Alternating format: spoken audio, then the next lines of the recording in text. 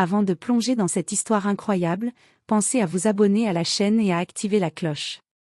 Ici, chaque récit a quelque chose à dire, et vous ne voudrez pas en manquer un seul. Dans les rues immaculées et parfaitement entretenues de Beverly Hills, le luxe et l'opulence se lisaient sur chaque façade, chaque voiture, chaque jardin.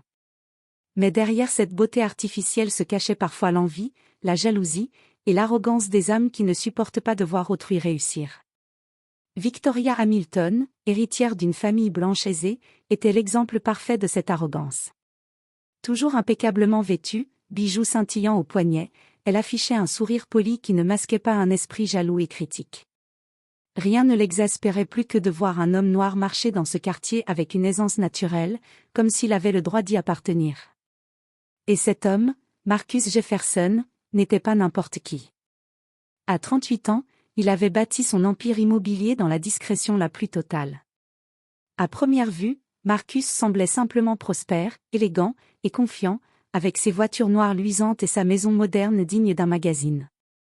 Mais derrière cette apparence se cachait un secret que Victoria n'aurait jamais imaginé. Marcus possédait en réalité presque tout le quartier. Chaque maison, chaque commerce, chaque terrain vide était sous sa gestion, et sa fortune silencieuse surpassait tout ce que Victoria avait hérité de ses parents. Ce matin-là, Victoria observait Marcus descendre de sa dernière acquisition, une voiture noire d'une valeur extravagante. Chaque mouvement, chaque sourire de Marcus était une provocation involontaire pour elle. La jalousie, toujours tapie comme un serpent, se réveilla avec violence. « Pourquoi lui ? Pourquoi ici ?» murmura-t-elle en serrant son téléphone. La colère et l'envie se mêlaient dans son esprit, brouillant tout raisonnement logique. Dans un accès d'arrogance et de peur de se sentir diminuée par la réussite de Marcus, elle prit une décision irréfléchie. Le 911 fut composé. Les mots jaillirent de sa bouche comme un torrent. Il est suspect, il se pavane dans le quartier, je crois qu'il pourrait faire quelque chose de dangereux. Elle ne réalisa pas encore l'ampleur de ce geste.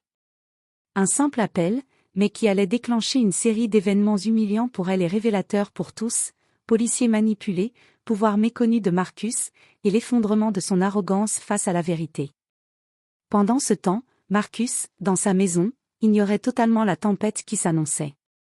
Il buvait son café sur la terrasse, observant le quartier qu'il possédait sans que personne ne le sache, paisible et maître de son empire. Victoria, elle, venait de sceller son destin par jalousie et ignorance. Ce prologue pose le cadre, une femme jalouse, un homme noir puissant, la richesse comme catalyseur de tension, et une erreur qui va conduire à l'humiliation et au regret. Peu de temps après l'appel de Victoria, 2 véhicules de police s'engagèrent dans la rue bordée de palmiers. Les gyrophares bleus se reflétaient sur les façades immaculées, et l'écho des sirènes résonna légèrement dans le quartier silencieux. Les agents qui descendirent des voitures étaient Officer Reynolds et Officer Turner, tous deux expérimentés mais visiblement intrigués par la situation.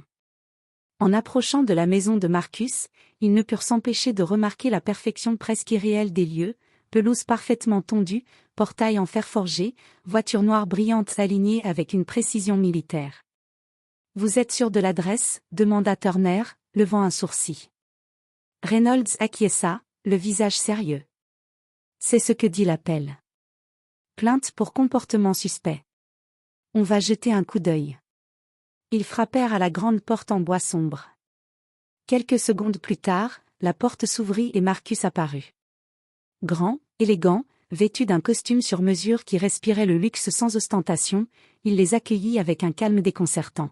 « Bonjour, messieurs, dit Marcus d'une voix posée, presque hypnotique.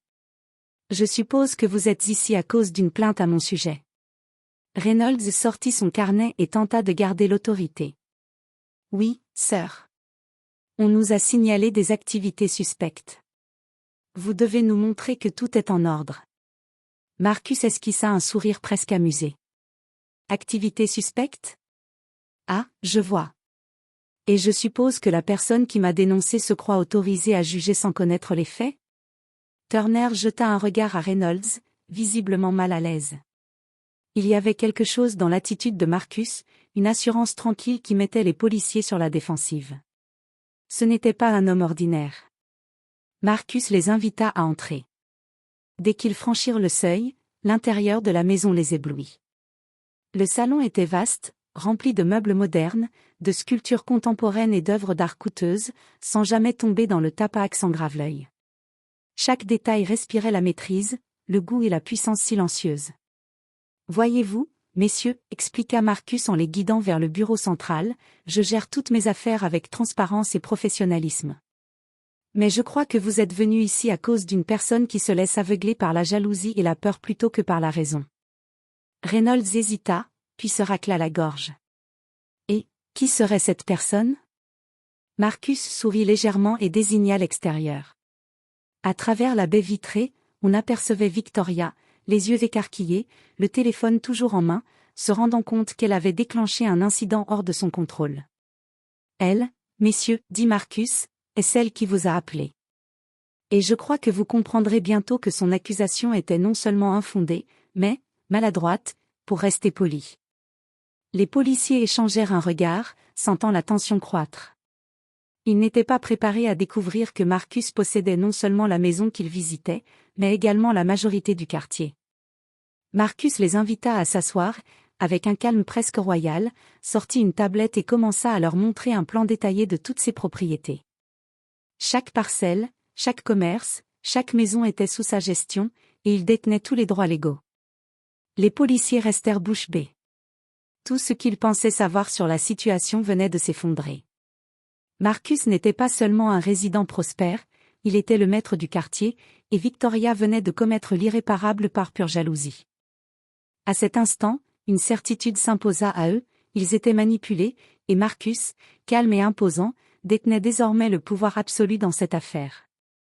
Victoria, incapable de rester derrière ses rideaux, descendit précipitamment dans la rue. Son cœur battait à tout rompre, mélange de colère, d'impatience et d'anticipation. Elle voulait voir de ses propres yeux la scène qu'elle avait déclenchée et savourer ce qu'elle imaginait être l'humiliation de Marcus. Mais ce qu'elle vit la figea. Marcus Jefferson, immobile devant la porte de sa maison, accueillait les policiers avec une autorité tranquille qui la déstabilisa immédiatement. Son costume impeccable, sa posture assurée et son regard posé sur elle faisaient ressortir son propre petit monde de jalousie et de haine. Elle avait toujours pensé pouvoir le dominer moralement, et maintenant elle se sentait ridicule.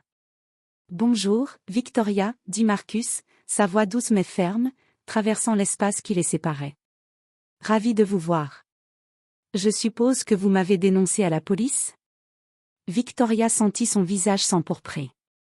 Elle ouvrit la bouche pour protester, mais aucun mot ne sortit. Ses mains tremblaient légèrement. Je pensais que, balbutia-t-elle, incapable de formuler une excuse crédible. Marcus leva un sourcil et continua, implacable. Vous pensiez peut-être que vous pouviez me réduire à un simple résident jalousé ? Que vos accusations auraient un effet sur moi ? Il fit un geste vers les policiers. Messieurs, je crois que nous allons clarifier certaines choses. Turner et Reynolds, encore sous le choc de la richesse et de la sérénité de Marcus, regardèrent silencieusement alors qu'il sortait une tablette. Sur l'écran, un plan détaillé de tout le quartier s'afficha. Maison, commerce, terrain, rue, tout était sa propriété légale. Chaque maison que vous voyez ici, chaque boutique que vous croyez indépendante, chaque parcelle de terrain, me appartient, expliqua Marcus. Mes investissements sont discrets, mais solides. Vous comprenez maintenant que vos accusations étaient non seulement fausses, mais dangereusement ridicules. Victoria recula instinctivement, ses jambes flageolantes. La jalousie qui l'avait poussée à appeler les forces de l'ordre se transforma en peur pure. Elle venait de découvrir qu'elle n'avait pas seulement accusé Marcus à tort, elle venait de provoquer la colère d'un homme capable de contrôler la totalité du quartier qu'elle pensait dominer par son rang social. Les policiers, eux, échangèrent un regard de consternation. Ils avaient été manipulés par une plainte infondée, et la vérité révélée par Marcus les plaçait dans une position délicate. Reynolds murmura. Je crois que nous avons été induits en erreur. Marcus ne sourit pas. Il se contenta de poser la tablette et de croiser les bras, sa posture imposante rappelant à tous qu'il n'était pas un simple citoyen, il était le maître du terrain sur lequel il se tenait. Victoria, maintenant consciente de l'ampleur de son erreur, sentit une vague de honte et de colère se mêler dans son esprit. Elle avait déclenché une humiliation publique, et tout ce qu'elle pouvait faire maintenant était d'assister, impuissante, à la maîtrise totale de Marcus sur la situation. Victoria se tenait là, immobile, le visage rouge de honte et les mains crispées sur son sac à main. Chaque respiration semblait un effort tandis qu'elle voyait Marcus, calme et imposant, s'avancer vers elle avec cette assurance qui lui coupait toute possibilité de protestation. « Alors ? » Victoria, dit Marcus, sa voix basse mais ferme, vous pensiez vraiment que vous pouviez m'humilier avec un simple appel à la police ? Victoria balbutia, incapable de trouver des mots. Je pensais, que vous étiez, elle s'interrompit, réalisant que chaque phrase ne faisait que la ridiculiser davantage. Marcus la regarda avec une intensité tranquille, comme si chaque mot pesait lourd. Vous voyez, la jalousie peut être aveuglante. Elle pousse les gens à agir sans réfléchir, à croire qu'ils peuvent diminuer les autres pour se sentir supérieurs. Malheureusement pour vous, je ne suis pas quelqu'un que l'on peut intimider facilement. Victoria sentit son corps trembler. La panique s'installa lorsqu'elle comprit l'ampleur de la situation. Elle avait cru manipuler les policiers, créer un embarras temporaire pour Marcus, et maintenant, elle réalisait que tout le quartier était sous son contrôle.